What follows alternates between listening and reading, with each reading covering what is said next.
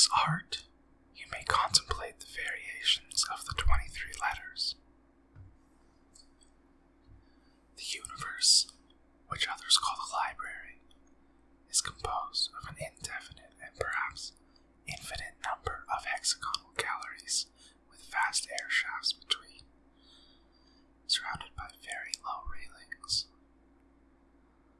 From any of the hexagons one can see interminably the upper and lower floors. The distribution of the galleries is invariable. 20 shelves, 5 long shelves per side, cover all the sides except 2, their height, which is the distance from floor to ceiling, scarcely exceeds that of a normal bookcase. One of the free sides leads to a narrow hallway which opens onto another gallery identical to the first and to all the rest. To the left and right of the hallway there are 2 very small closets. In the first, one may sleep standing up. In the other, satisfy one's fecal necessities. Also, through here passes a spiral stairway, which sinks abysmally and soars upwards to remote distances. In the hallway, there is a mirror, which faithfully duplicates all appearances. Men usually infer from this mirror that the library is not infinite. If it were, why this illusory duplication? I prefer to dream that its polished surfaces represent and promise the infinite. Light is provided by some spherical fruit, which bear the name of lamps. There are 2 transversely placed in each hexagon. The light they emit is insufficient, incessant.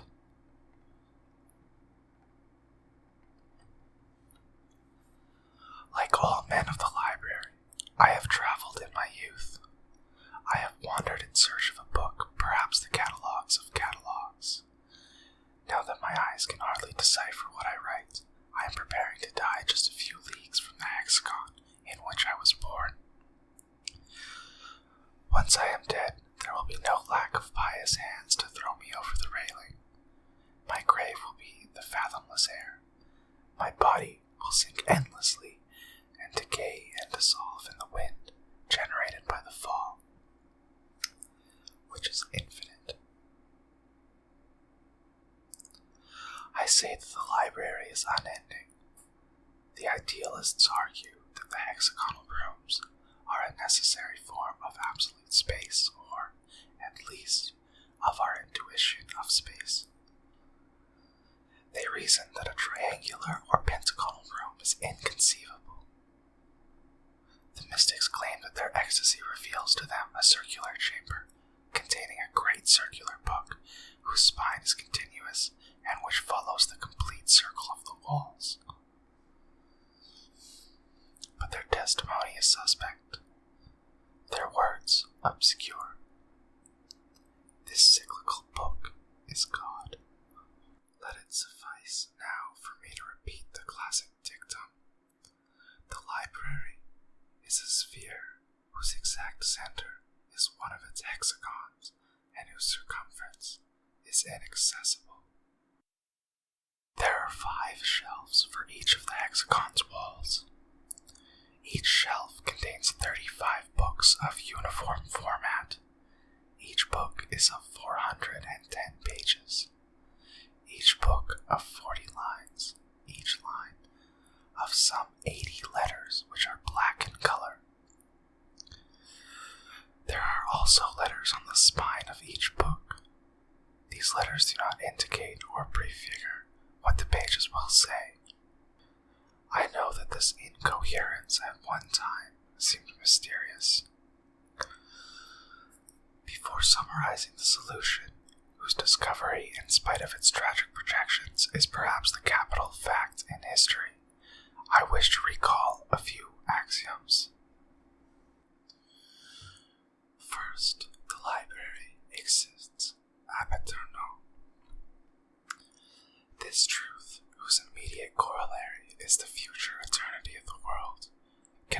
placed in doubt by any reasonable mind. Man, the imperfect librarian, may be the product of chance or of malevolent demiurgy. The universe, with its elegant endowment of shelves, of enigmatical volumes, of inexhaustible stairways for the traveler and latrines for the seated librarian, can only be the work of a god.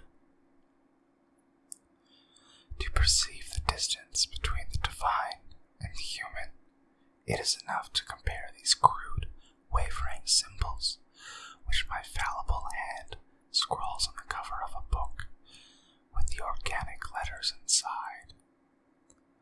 Punctual, delicate, perfectly black, inimitably symmetrical. Second, the orthographical symbols are 25 in number. This finding made it possible 300 years ago to formulate a general theory of the library and solve satisfactorily the problem which no conjecture had deciphered. The formless and chaotic nature of almost all the books. One which my father saw in a hexagon on circuit 1594 was made up of the letters MCV, perversely repeated from the first line to the last. Another, very much consulted in this area, is a mere labyrinth of letters, but the next to last page says, "O time, thy pyramids." This much is already known. For every sensible line of straightforward statement, there are leagues of senseless cacophonies, verbal jumbles, and incoherences. I know of an uncouth region whose librarians repudiate the vain and superstitious custom of finding a meaning in books and equate it with that of finding a meaning in dreams or in the chaotic lines of one's palm. They admit that the inventors of this writing imitated the 25 natural symbols, but maintain that this application is accidental and that the books signify nothing in themselves. This dictum, we shall see, is not entirely fallacious. For a long time, it was believed that these impenetrable books corresponded to past or remote languages. It is true that the most ancient men, the first librarians, used a language quite different from the one we now speak. It is true that a few miles to the right, the tongue is dialectical, and that 90 floors farther up, it is incomprehensible. All this, I repeat, is true, but 410 pages of inalterable MCVs cannot correspond to any language, no matter how dialectical or rudimentary it may be. Some insinuated that each letter could influence the following one, and that the value of MCV in the third line of page 71 was not the one the same series may have in another position on another page. But this vague thesis did not prevail. Others thought of cryptographs. Generally, this conjecture has been accepted, though not in the sense in which it was formulated by its originators. 500 years ago, the chief of an upper hexagon came upon a book as confusing as the others, but which had nearly 2 pages of homogeneous lines. He showed his find to a wandering decoder who told him the lines were written in Portuguese. Others said they were Yiddish. Within a century, the language was established. A Semitic Lithuanian dialect of Quran, the classical Arabian inflections. The content was also deciphered. Some notions of combinative analysis, illustrated with examples of variations with unlimited repetition. These examples made it possible for a librarian of genius to discover the fundamental law of the library.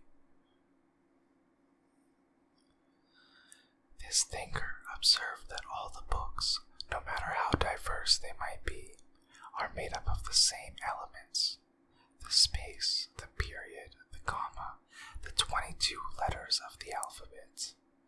He also alleged a fact which travelers have confirmed.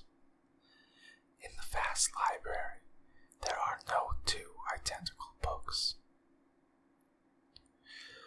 From these two incontrovertible premises, he deduced that the library is total and that its shelves register all the possible combinations of the 20 odd orthographical symbols, a number which, though extremely vast, is not infinite. Everything, the minutely detailed history of the future, the archangel's autobiographies, the faithful catalogues of the library, thousands and thousands of false catalogues, the demonstration of the fallacy of those catalogues, the demonstration of the fallacy of the true catalogue, the Gnostic gospel of Basilides, the commentary on that gospel, the commentary on the commentary on that gospel, the true story of your death, the translation of every book in all languages, the interpolations of every book in all books. When it was proclaimed that the library contained all books, the first impression was one of extravagant happiness. All men felt themselves to be the masters of an intact and secret treasure. There was no personal or world problem whose elegant solution did not exist in some hexagon. The universe was justified. The universe suddenly usurped the unlimited dimensions of hope. At that time, a great deal was said about the vindictations. Books of apology and prophecy, which vindicated for all time the acts of every man in the universe and retained prodigious arcana for his future. Thousands of the Griei abandoned their sweet native hexagons and rushed up the stairways, urged on by the vain intention of finding their vindication. These pilgrims disputed in the narrow corridors, proffered dark curses, strangled each other on the divine stairways, flung the deceptive books into the air shafts, met their death cast down in a similar fashion by the inhabitants of remote regions. Others went mad. The vindications exist. I have seen two which refer to persons of the future, to persons who are perhaps not imaginary. But the searchers did not remember that the possibility of a man's finding his vindication, or some treacherous variation thereof, can be computed as 0. At that time, it was also hoped that a clarification of humanity's basic mysteries, the origin of the library and of time, might be found. It is very similar that these grave mysteries could be explained in words. If the language of philosophers is not sufficient, the multiform library will have produced the unprecedented language required, with its vocabularies and grammars. For 4 centuries now, men have exhausted the hexagons. There are official searchers, inquisitors. I have seen them in the performance of their function. They always arrive extremely tired from their journeys. They speak of a broken stairway which almost killed them. They talk with the librarian of galleries and stairs. Sometimes they pick up the nearest volume and leaf through it, looking for infamous words.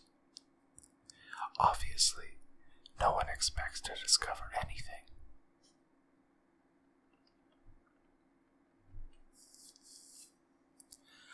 As was natural, this inordinate hope was followed by an excessive depression.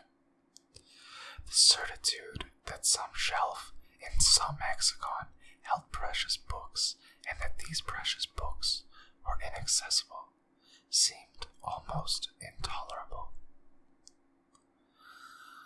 A blasphemous sect suggested that the searches would cease, and that all men should juggle letters and symbols until they constructed, by an improbable gift of chance, these canonical books.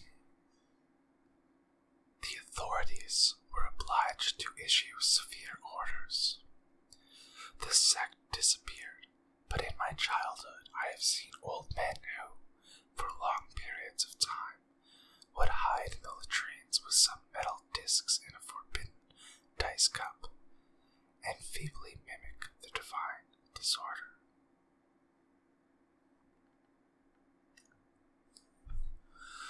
Others, inversely, believed that it was fundamental to eliminate useless works.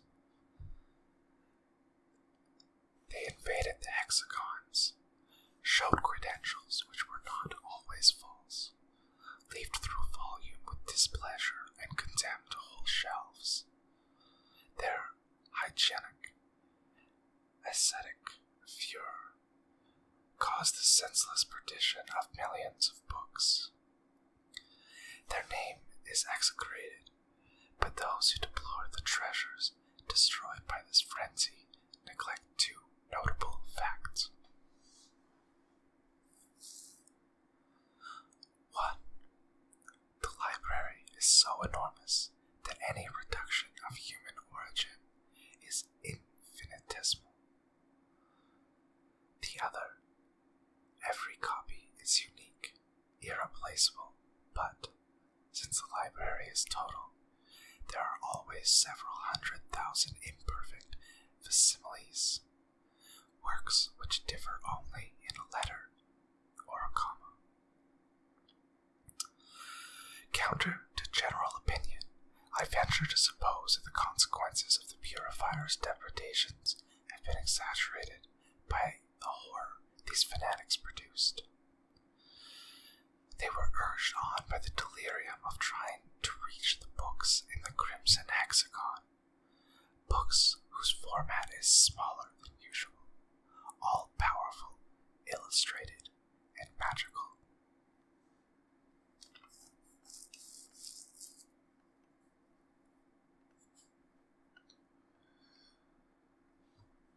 We also know of another superstition of that time, that of the man of the book. On some shelf in some hexagon, men reasoned there must exist a book which is the formula and perfect compendium of all the rest. Some librarian has gone through it, and he is analogous to a god. In the language of this zone, vestiges of this remote functionary's cult still persist. Many wandered in search of him. For a century they have exhausted in vain the most varied areas. How could one locate the venerated and secret hexagon which housed him. Someone proposed a regressive method.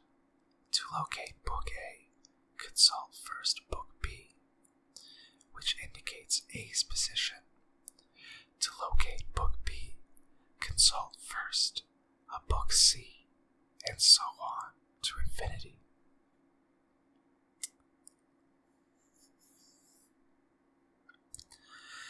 In adventures such as these, I have squandered and wasted my years. It does not seem unlikely to me that there is a total book on some shelf of the universe. I pray to the unknown gods that a man, just one, even though it were thousands of years ago, may have examined and read it. If honor and wisdom and happiness are not for me, let them be for others. Let heaven exist, though my place be in hell. Let me be outraged and annihilated, but for one instant, in one being, let your enormous library be justified.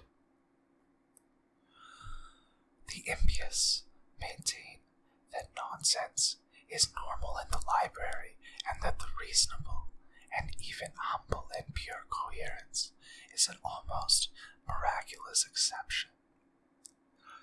They speak, I know, of the feverish library, whose chance volumes are constantly in danger of changing into others, and affirm, negate, and confuse everything like a delirious divinity. These words, which not only denounce the disorder but exemplify it, as well notoriously prove their author's abominable taste and desperate ignorance. In truth, the library includes all verbal structures, all variations permitted by the 25 orthographical symbols, but not a single example of absolute nonsense. It is useless to observe that the best volume of the many hexagons under my administration is entitled The Combed Thunderclap, and another The Blaster Cramp, and another AXAXAXASMLO.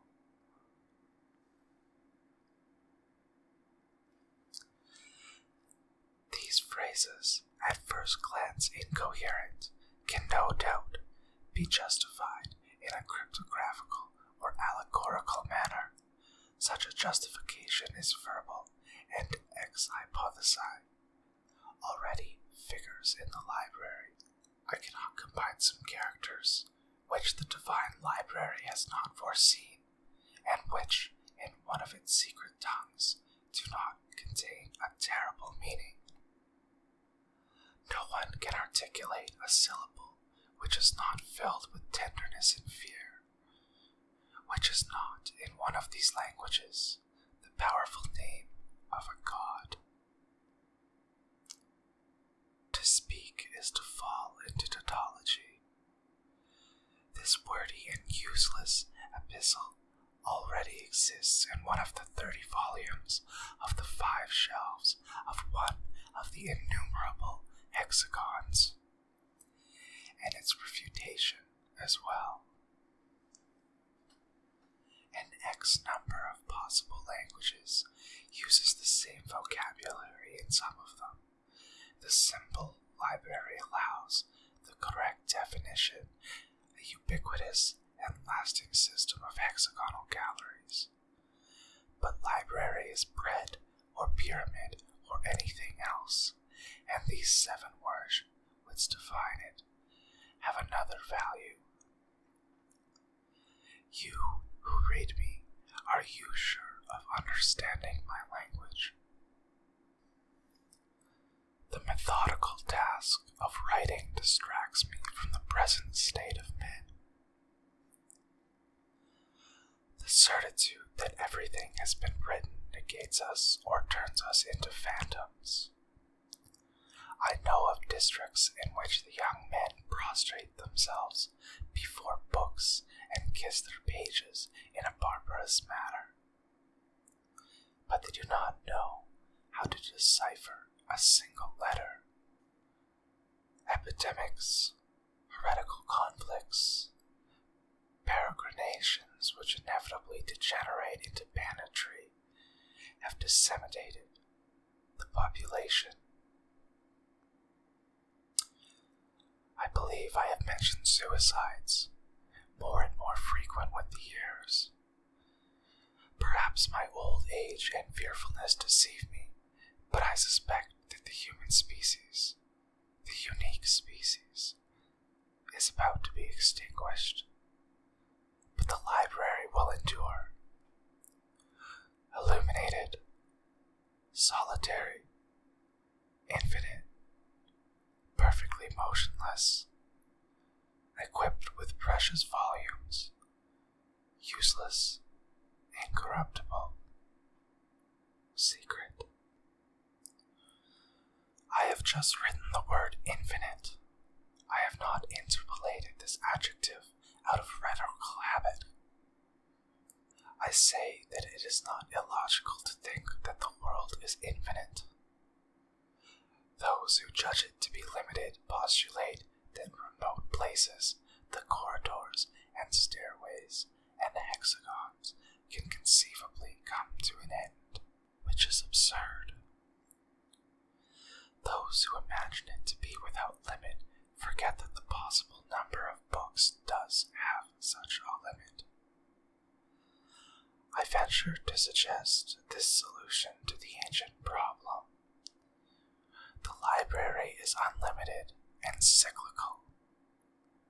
If an eternal traveler were to cross it in any direction, after centuries he would see that the same volumes repeated in the same disorder, which, thus repeated, would be in order, the order.